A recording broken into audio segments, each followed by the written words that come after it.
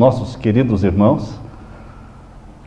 Desejamos a todos um sábado feliz, cheio de bênçãos, cheio de alegrias e de respostas às orações. Eu imagino que você já tenha respostas dadas por Deus para os pedidos que você vem fazendo durante a semana. É possível que nós tenhamos aqui testemunhos de bênçãos já alcançadas. Alguém aqui já recebeu alguma bênção nesta semana em resposta aos pedidos? Quero ver as mãos. Louvado seja Deus. E que você persevere na oração, porque nós não poderemos desistir de pedir. Nós temos que ser determinados. Determinação em buscar aquilo que queremos, principalmente o batismo do Espírito Santo. Quando é que você começa a receber o batismo do Espírito Santo? Quando você começa a pedir. Ah, mas eu não senti nada. Não é sentir, é crer. Quando você começa a pedir, você começa a receber. E você tem que crer que é assim. Porque se você crer, assim será. Amém? Amém? Antes de abrirmos a palavra de Deus para o estudo desta noite, queremos orar mais uma vez. Pai Santo, estamos na Tua presença em busca da Tua face, em busca do Teu olhar cheio de amor, de ternura para nós, em busca daquele sorriso na Tua face, porque Tu amas os Teus filhos, já entregaste o Teu Filho por nós, e Ele vive por nós, e nós fomos feitos membros da família do céu. Obrigado por este privilégio alto, superior, de sermos membros da família divina. Pai, abençoa todos os que estão aqui. Abençoa cada pedido feito, responde-os. E derrama agora o Espírito Santo, dando luz celestial para entendermos este tema que vamos estudar sobre as 7 trombetas. Em nome de Jesus pedimos e agradecemos. Amém, Senhor. As 7 trombetas. Vocês estão percebendo que aqui é Bíblia, não é? Eu mais leio textos da Bíblia do que falo.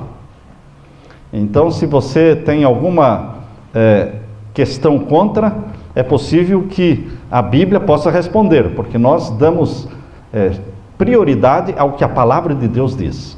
Se alguém me perguntasse assim, Pastor Samuel, quando é que você aprendeu esta sequência das profecias nos ciclos de 7? As 7 igrejas sendo seguidas pelos 7 selos, e então os 7 selos sendo seguidos pelas 7 trombetas, e as 7 trombetas sendo seguidas pelas 7 pragas. Quando você aprendeu isso? Eu aprendi na lição da Escola Sabatina de 1989. Lição da Escola Sabatina de 1989. Ela existe na internet em inglês. Para quem quiser fazer o download, você vai encontrar Sabbath School Lesson 1989. Você coloca lá e vai aparecer. Você pode fazer, são 2 trimestres, ou seja, 6 meses em 1989, a Igreja de Deus no mundo todo estudou o Apocalipse, verso por verso, capítulo por capítulo. E naquela ocasião nós estávamos morando na cidade de Manaus. Assim como a ilha de Patmos foi o paraíso para João, porque na ilha de Patmos as portas dos céus se abriram e João viu e entendeu o plano de Deus, assim também a cidade de Manaus, durante 7 anos que ali ficamos, foi a porta do céu para mim. Por ali que eu comecei a entender, foi ali que eu estudei a lição da Escola Sabatina, de 1989. Então, queridos, ali eles apresentam a interpretação historicista dos selos e a interpretação historicista das 7 trombetas. Mas também eles apresentam a interpretação dos selos dentro do juízo celestial, que começou em 1844. E também apresentam as trombetas como escatológicas, começando a ser tocadas a partir do fechamento da porta da graça. Então, a lição da Escola Sabatina deste ano de 1989 apresentou as 2 interpretações, dupla interpretação. E realmente é uma bênção quando nós podemos analisar os 2 lados. e aprendermos dos dois lados. Nós temos que aprender com tudo. Eu quero que você abra a sua Bíblia em Apocalipse capítulo 8. Vocês perceberam ontem, quando estudamos sobre o sétimo selo, vocês perceberam que no verso 2 aparecem pela primeira vez a cena dos 7 anjos que receberam as 7 trombetas. Esta é a primeira vez que a Bíblia mostra esta cena. Então nós vamos começar desta cena do capítulo 8 e o verso 2. Tendo as Bíblias abertas, vamos ler. E vi os 7 anjos que estavam diante de Deus, e foram-lhes dadas 7 trombetas. Não antes, não depois, mas quando o 7º selo foi aberto, os anjos receberam as 7 trombetas nas suas mãos. Mas não tocaram. Não tocaram. Mas a Bíblia diz aqui no verso 5, quando o anjo, que é Jesus, conforme nós já estudamos, o anjo do concerto, Jesus, lançou o incensário sobre a terra. Vamos ler o verso 5? E o anjo tomou o incensário e o encheu do fogo do altar, e o lançou sobre a terra. Houve depois vozes, trovões, relâmpagos e terremotos. E o verso 6, na sequência, diz: e os 7 anjos, que tinham as 7 trombetas, prepararam-se para tocá-las. Quando exatamente os anjos se prepararam para tocar as trombetas? Exatamente quando Jesus Cristo lançou o incensário sobre a terra. E conforme estudamos ontem, e conforme está escrito também no livro Primeiros Escritos, página 279, quando Jesus lançou o incensário sobre a terra, ele levantou a mão e disse: está feito. Permaneça o imundo na sua imundície, e permaneça o santo a santificar-se. E então ele se retira do lugar santíssimo do santuário celestial. E quando Jesus se retira do lugar santíssimo do santuário celestial, ele não tem mais incensário na mão, não há mais intercessão. Fechou a porta da graça. Quem está salvo, está salvo. Quem está perdido, está perdido. Quando a porta da graça se fecha, não há mais salvação. Não há mais perdão para aqueles que ainda não confessaram seus pecados. Pessoas que ficam postergando: amanhã eu confesso. O ano que vem eu vou ser fiel a Deus no dízimo. O mês que vem eu vou ser fiel a Deus no dízimo. Não, queridos, vocês não vão ser fiéis a Deus o ano que vem, nem o mês que vem. Você tem que ser fiel a Deus hoje. Porque se você morrer hoje, você está salvo em Jesus. Se você promete a Deus: eu serei fiel, querido Pai, nos meus dízimos, hoje, de hoje em diante, e você morrer hoje à noite, e não deu tempo de você trazer o seu dízimo amanhã, de manhã, Deus aceitou a tua decisão. É como se você tivesse entregue o dízimo. Valeu a sua decisão. Portanto, meu querido irmão, a decisão é hoje. A porta da graça está aberta. Mas quando Jesus lançar um incensário sobre a terra, não haverá mais intercessão. Então os anjos começam a tocar as trombetas. Está claro isso, irmãos? Vamos ver agora o primeiro anjo. Toca a sua primeira trombeta. E o verso 7. O primeiro anjo tocou a sua trombeta, e houve saraiva e fogo misturado com sangue, e foram lançados na terra, que foi queimada na sua terça parte. Queimou-se a terça parte das árvores, e toda a erva verde foi queimada. No toque da primeira trombeta, queima-se toda a erva verde da terra. Toda. Mas das árvores queima-se o quê? A terça parte. Aí está a prova de que quando Jesus Cristo lança o incensário sobre a terra, os 4 anjos que estão aqui no capítulo 7, volte os olhos para o capítulo 7, verso 1. Capítulo 7, verso 1.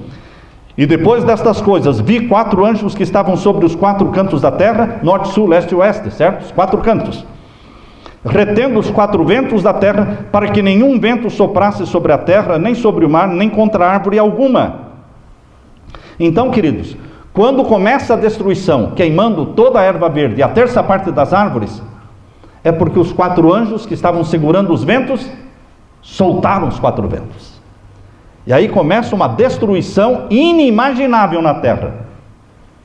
Porque Deus finalmente dá ou dará o consentimento divino para Satanás fazer a obra que ele sempre desejou fazer, mas ele estava barrado, impedido por Deus.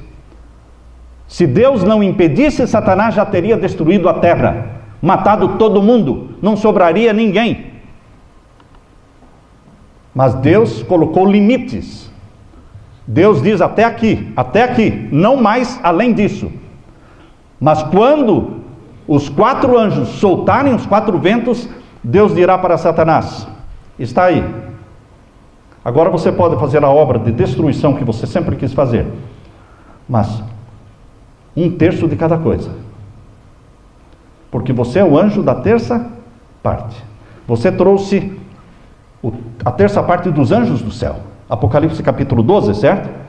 Apocalipse capítulo 12, abra sua Bíblia e leia lá. Apocalipse capítulo 12.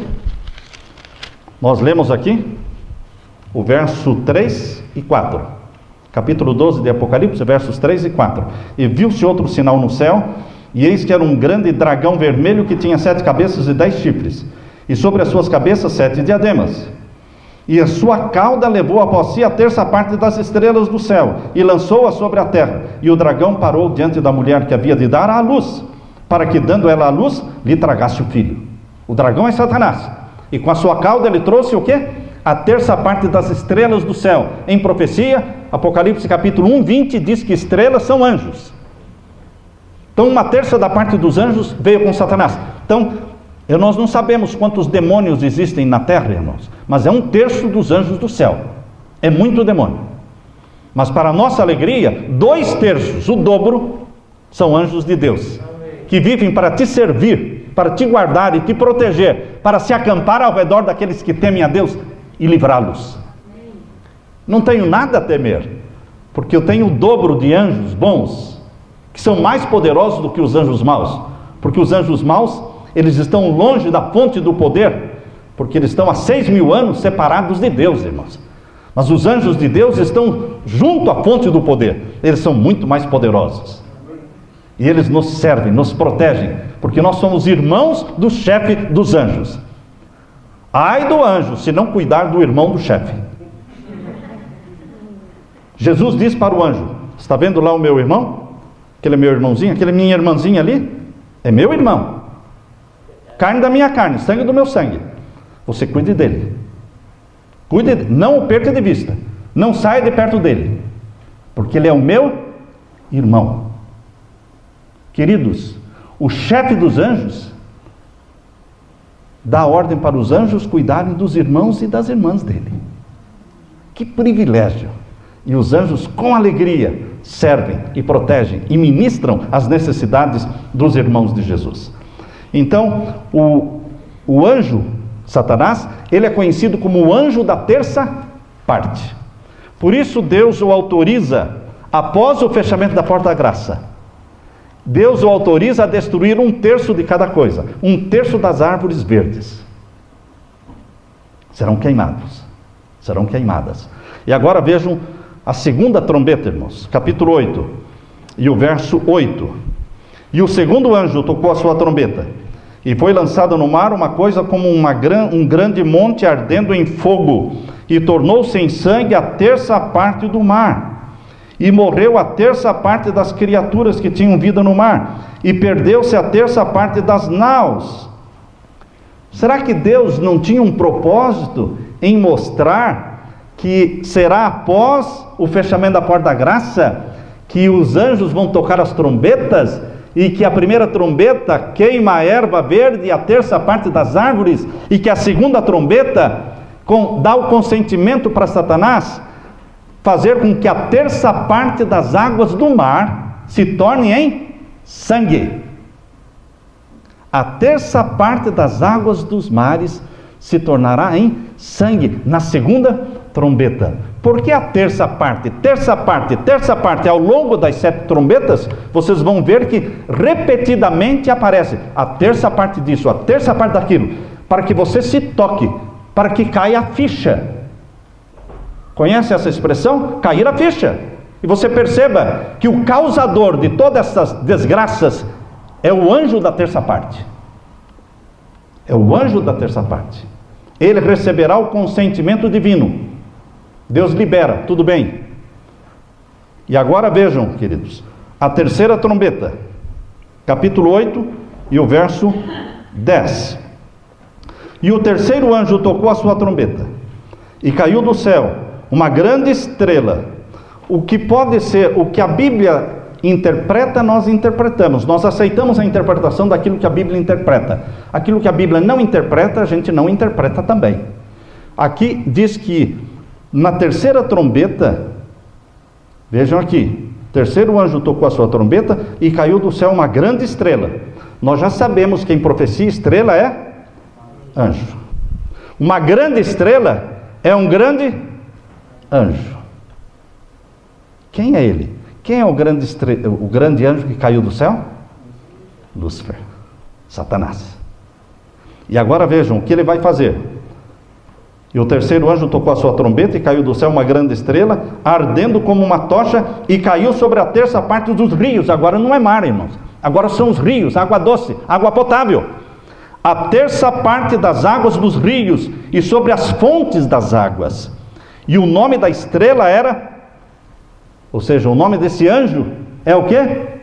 Absinto. O que significa a palavra absinto? Amargura, amargo. Quem tornou a experiência humana amarga, triste, infeliz? Satanás. Por isso o nome que ele recebe aqui é de absinto. E explica aqui, olha, verso 11. E o nome da estrela, ou seja, o nome do anjo, era absinto. E a terça parte das águas tornou-se em absinto. E muitos homens morreram das águas porque se tornaram amargas.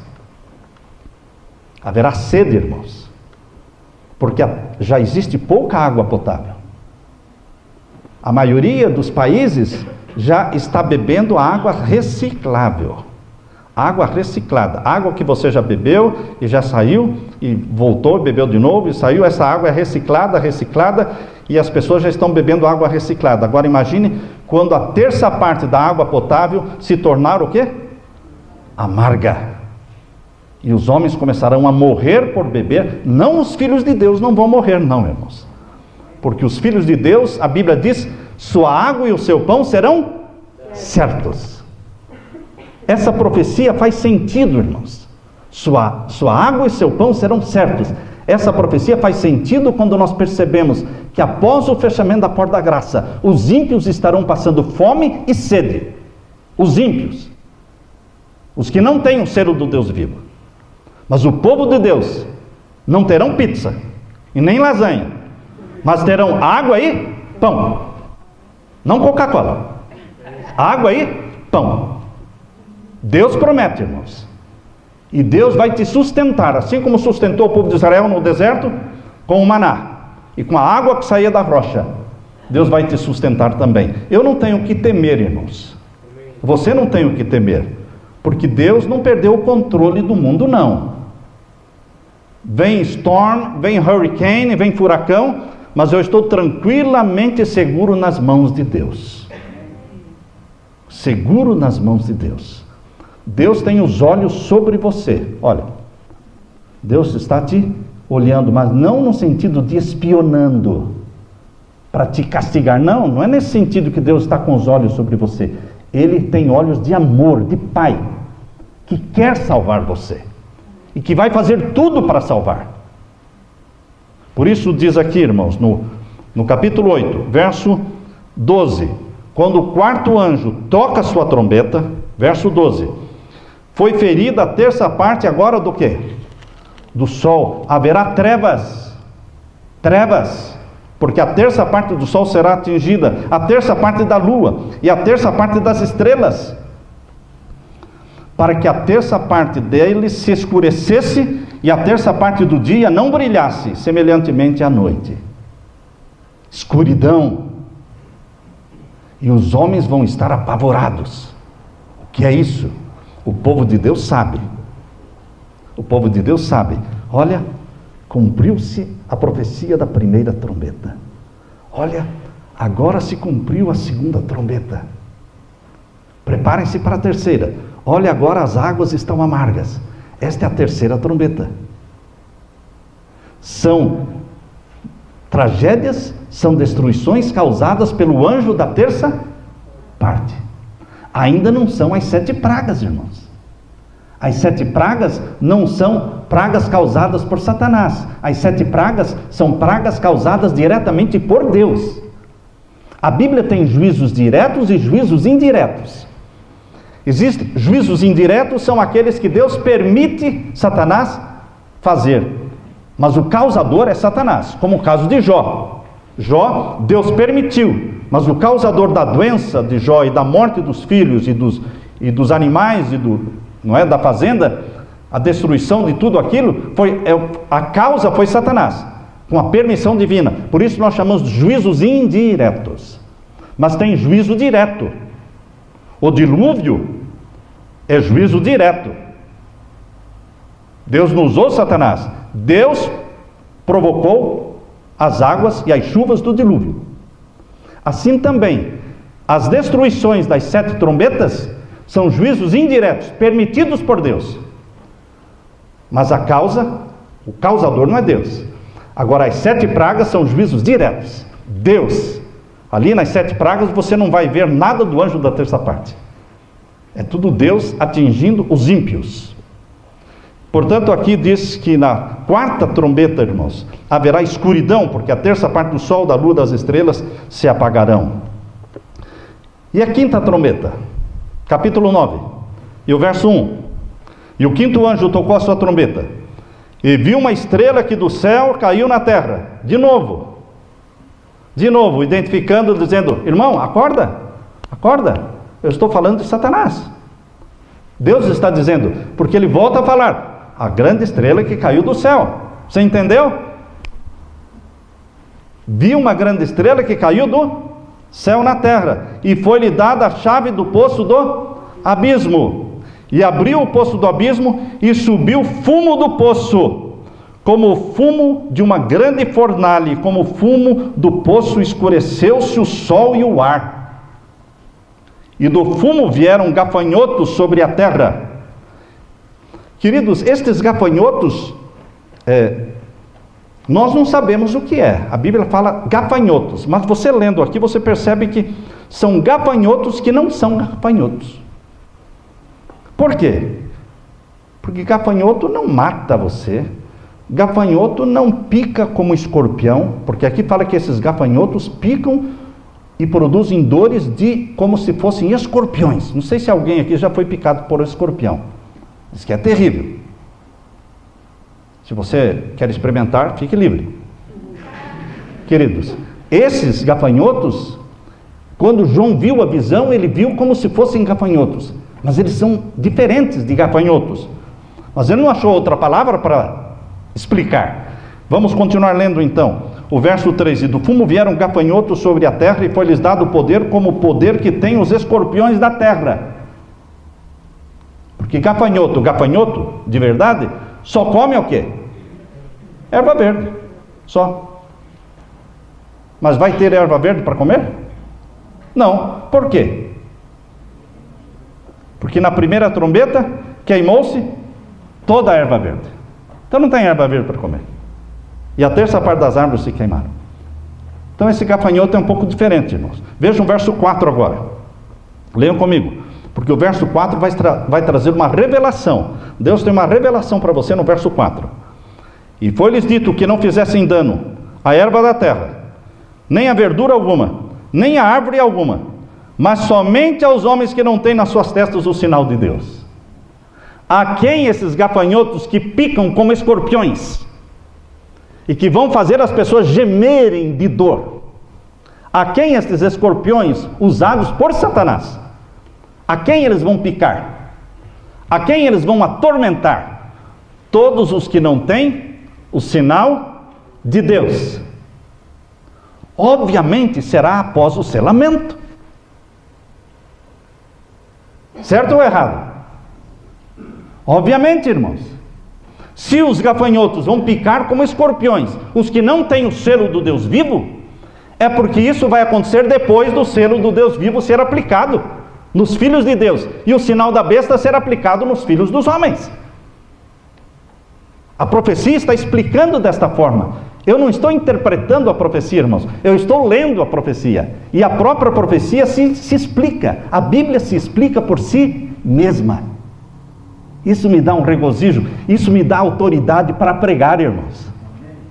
Autoridade para pregar, porque eu não estou dando explicações da minha cabeça, eu estou deixando a Bíblia falar. Todos os que não têm o selo do Deus vivo serão atormentados. Por quanto tempo? Diz o verso 5. Por quanto tempo? Deus não permite que Satanás destrua a vida ou mate pessoas na quinta trombeta, irmãos. Na quinta trombeta, Deus disse: você vai atormentar os que são teus, não os que são meus. Os meus estão selados pelo selo do Deus vivo. Jesus Cristo primeiro compra você com o sangue dele. Depois de Jesus comprá-lo com o sangue dele, ele marca você. Você entende o que é comprar e marcar? Vocês já viram o que os fazendeiros fazem quando compram um gado? E depois de comprar o gado, ele queima o gado, marcando o gado. E por onde aquele gado estiver, as pessoas dizem: olha, é de tal fazenda. Olha, o dono dele é o fulano de tal, ele está marcado. Jesus Cristo compra você com o ouro do seu sangue e a prata das suas lágrimas, e depois o marca com o selo do Deus vivo. E onde você for, Satanás olha, sabe, este é de Deus, aquela ali é de Deus. Por isso Deus diz: Satanás, você vai atormentar com dores de escorpião todos os que não têm o selo do Deus vivo, os teus. E há pessoas que perguntam: por que Satanás vai atormentar os que são dele? Porque ele não é amigo de ninguém, irmãos. Os satanistas, que é uma religião que está crescendo muito nos Estados Unidos e no mundo também, mas principalmente nos Estados Unidos, o satanismo é muito forte. São pessoas não enganadas, irmãos. No espiritismo as pessoas estão enganadas, porque no espiritismo aparece um espírito lá falando que é o morto que fulano de tal que está falando, é o vô do fulano de tal que está falando, é a esposa, não é, que está aparecendo e conversando, não é? No espiritismo as pessoas estão o quê? Sendo enganadas. No satanismo não.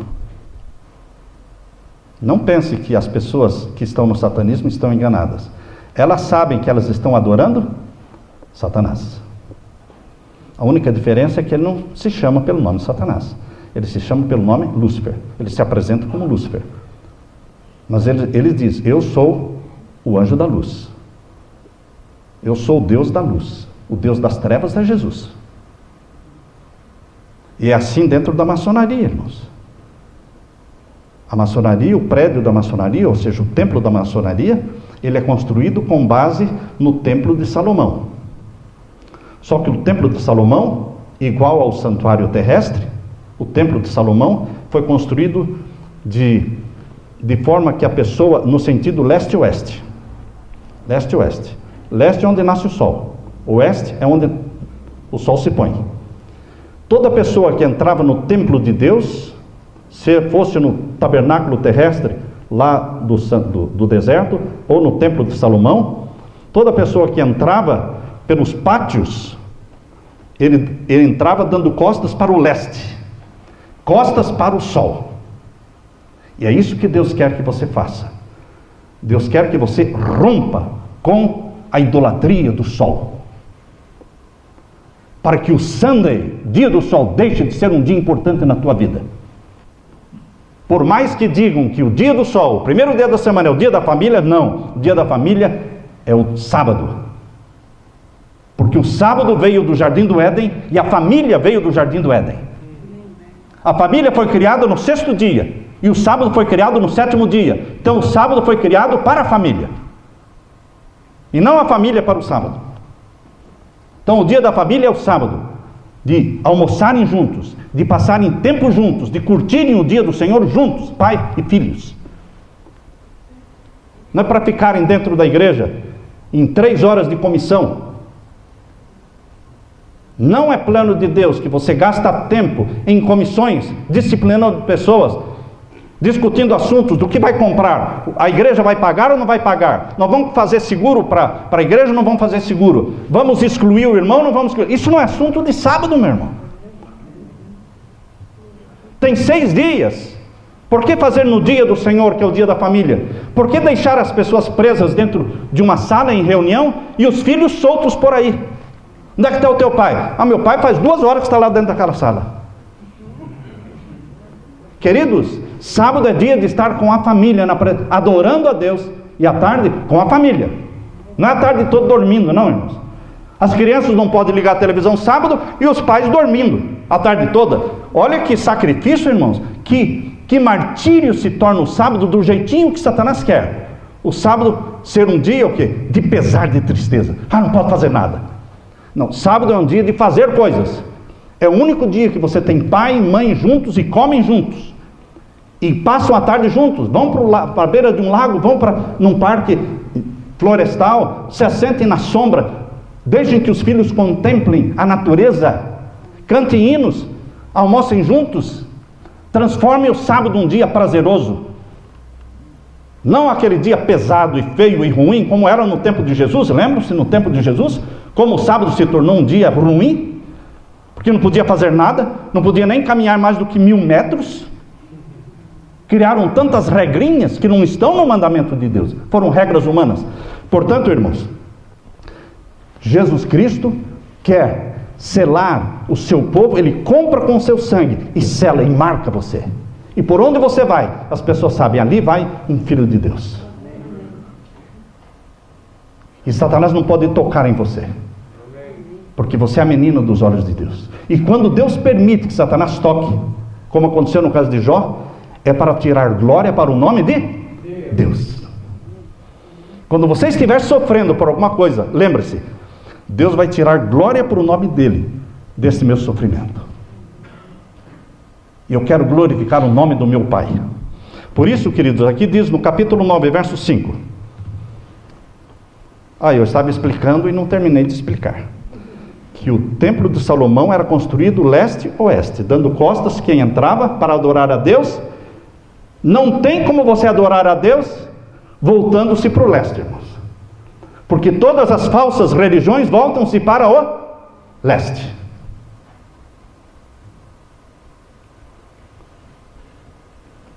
Dentro da igreja, tudo bem. Nós não vamos derrubar o prédio e construir de novo. Mas dentro da sua casa, veja onde está o leste e o oeste.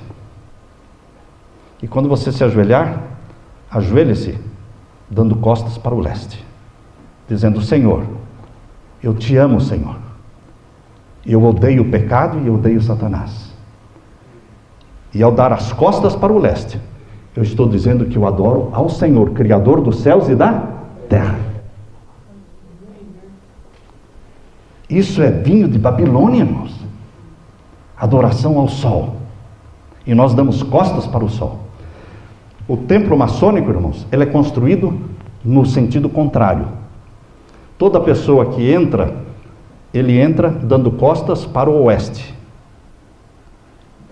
E ele se inclina, eles têm orações dentro do templo, e as pessoas se curvam para o leste. É o invertido. Do lado esquerdo do leste, tem o quê? O que é que fica do lado esquerdo do leste? O norte. Do lado direito, o sul. Na Bíblia, o norte é o lugar de Deus. Vocês já leram em Isaías capítulo 14, verso 12, 13 e 14, que Satanás queria sentar, não no leste, nas bandas do norte, porque ele queria ser Deus. E Deus disse: não, o norte é meu, é o lugar da minha habitação, escolha outro lugar. Ele escolheu o leste. E toda religião falsa adora o nascimento do sol. E traz o símbolo do sol. O sol está presente em todas as falsas religiões do mundo, de norte a sul, leste a oeste. Agora, queridos, aqui diz no verso 5, capítulo 9, verso 5: E foi-lhes permitido, não que os matassem, Na quinta trombeta, Satanás não tem a permissão de matar nenhuma pessoa. Mas o que ele vai fazer? E foi-lhes permitido não que os matassem, mas que por 5 meses os atormentassem. E o seu tormento era semelhante ao tormento do escorpião, quando fere o homem.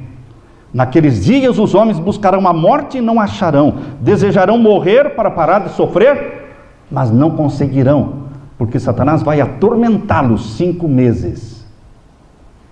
Queridos, o decreto de morte contra o povo de Deus vai ser aprovado, porque é difícil aprovar um decreto de morte contra um povo que não mata, não rouba, só porque guarda o sábado. É difícil. Mas as pessoas debaixo de um sofrimento, vocês já viram falar de pessoas que estão sendo torturadas? Conhece a palavra tortura? Pessoas que estão sendo torturadas, elas confessam até o que elas não fizeram? Já ouviram falar? Para parar de sofrer, para parar de ser torturadas, elas dizem, tudo bem, eu fiz, porque eu não aguento mais, eu quero parar de sofrer. Irmãos, aqui diz que Satanás vai atormentar por 5 meses todos os que têm o sinal da besta, mas não os que têm o selo do Deus vivo. E ele vai arrancar deles a aprovação de um decreto de morte contra os que guardam o santo sábado. Ele não pode matar, ele não pode atingir, ele não pode atormentar os que têm o selo do Deus vivo, mas ele pode conseguir uma aprovação de decreto de morte contra eles.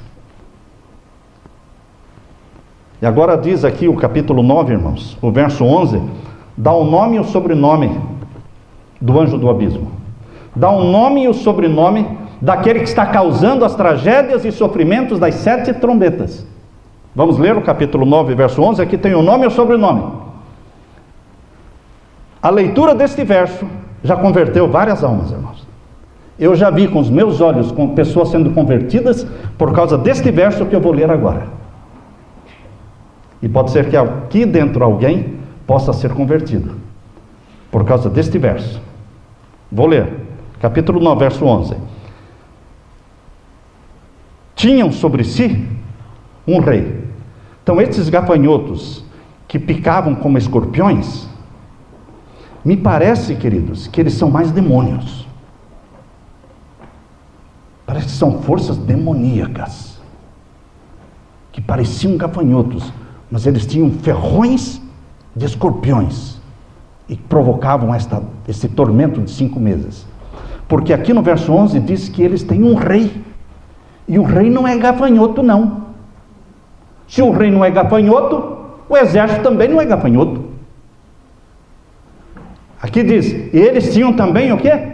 Sobre si, rei, o anjo do abismo. Se o rei é um anjo do abismo, tudo indica, irmãos, não estou dizendo que, afirmando que é, mas tudo indica que todos esses que parecem gafanhotos, mas não são gafanhotos, mas são mais como escorpiões e que provocam dores, sejam forças demoníacas, porque o chefe deles é um anjo, chamado anjo do abismo, e dá o nome dele. Em grego, ou seja, o seu nome em hebreu é Abaddon, e em grego é Apolion. Agora, queridos, todos os que entram para a maçonaria, entram em busca de luz. Entram em busca de luz. Ninguém pode entrar na maçonaria se não for em busca de luz. O senhor não sabe o que está falando. Você não sabe o que você está falando. Eu sei o que eu estou falando, porque eu pesquisei. São 30 anos de pesquisa. Queridos, quando a pessoa entra para a maçonaria, eles tiram a roupa da pessoa, deixam a pessoa nu, vestem com um avental, vendam os olhos, e agora, sem ver nada, ele é conduzido por um irmão maçom, conduzido até uma porta, e ele é orientado a chegar naquela porta e bater na porta. E um outro irmão maçom lá dentro vai perguntar: quem é você? E de onde você vem?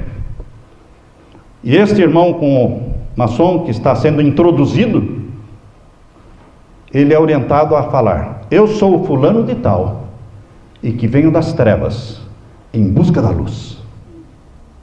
Agora imagine um cristão.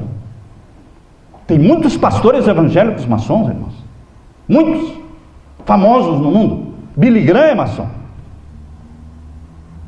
Agora imagine cristãos, pastores, dizendo: eu venho das trevas. É exatamente o que Satanás quer, falar que Jesus é trevas e ele é a luz. É exatamente como está dentro do templo maçônico, irmãos. O lado norte aqui eles chamam de trevas, e o lado leste, para onde eles se ajoelham, eles chamam de luz. É impossível você não lançar lama em Jesus ao se tornar o quê? Um Freemason. Você está lançando lama em Jesus, chamando-o de trevas. E quando você entra no primeiro grau, você não sabe que Deus é. Mas você tem que crer em algum Deus. Quem não crê em Deus nenhum não pode ser maçom. Não pode. Ele tem que crer em algum Deus, para que um dia ele possa crer também no Deus da maçonaria. Quem não crê em Deus nenhum também não vai crer no Deus da maçonaria. Então ele nunca será convidado para ser maçom. Não no segundo, não no terceiro, não no quarto e nem no quinto grau, nem no 10º grau.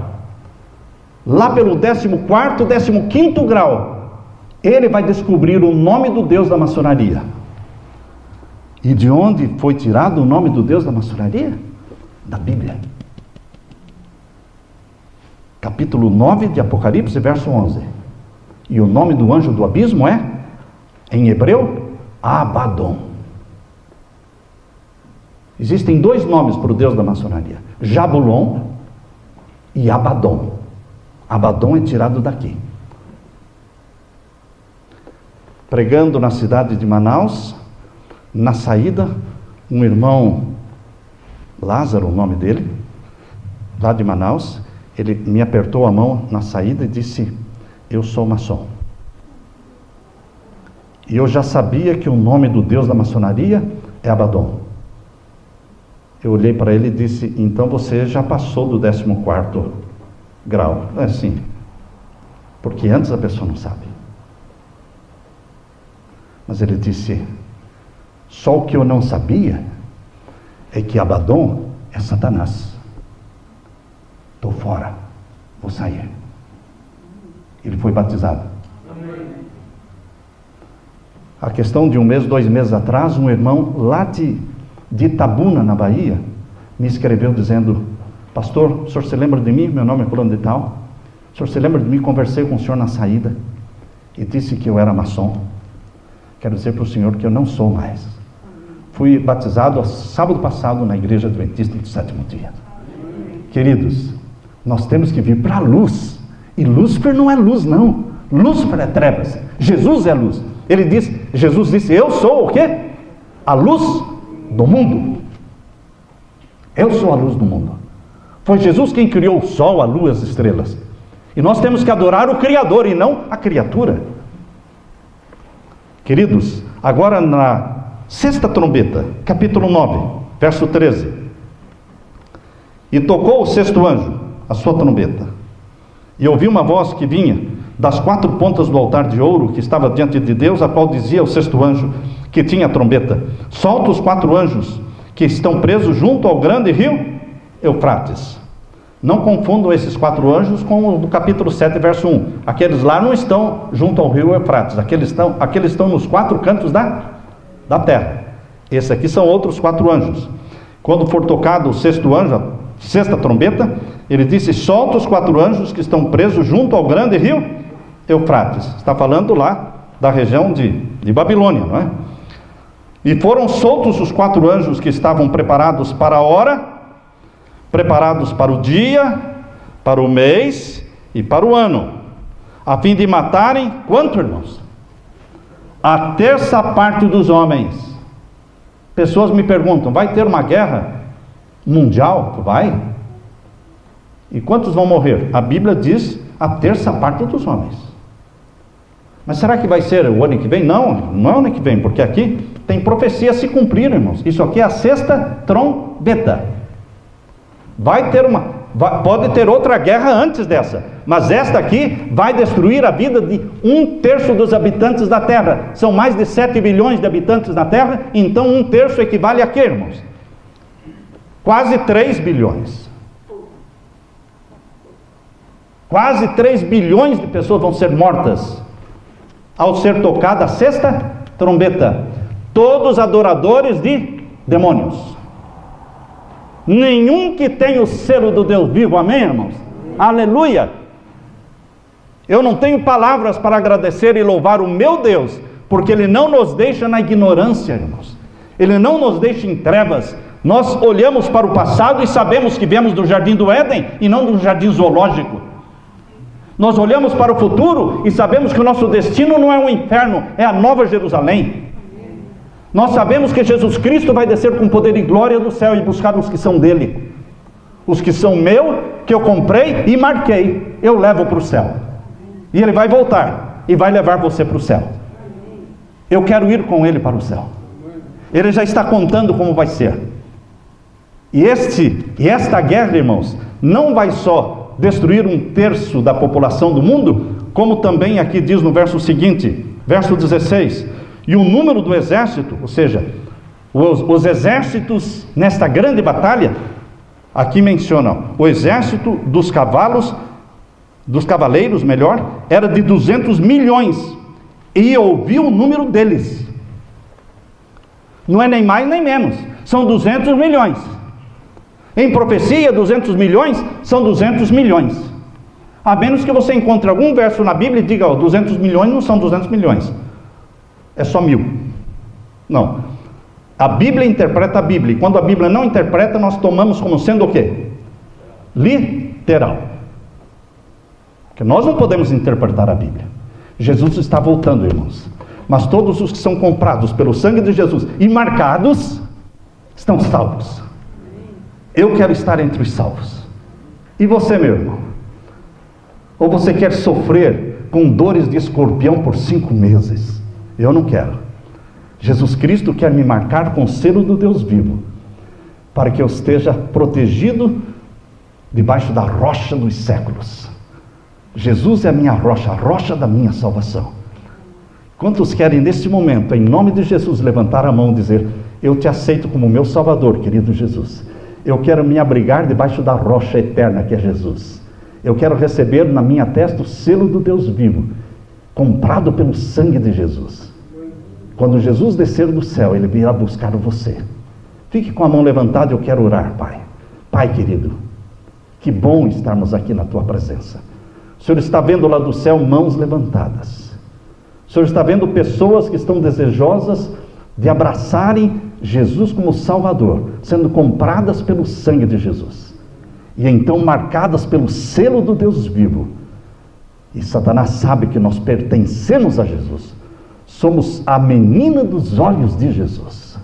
E que Jesus vai muito em breve voltar para nos buscar. E a minha oração, querido Pai, é: ora vem, Senhor Jesus, o quanto antes. Amém, Senhor. E amém. Que a graça de Deus fique com você. Louvado seja Deus.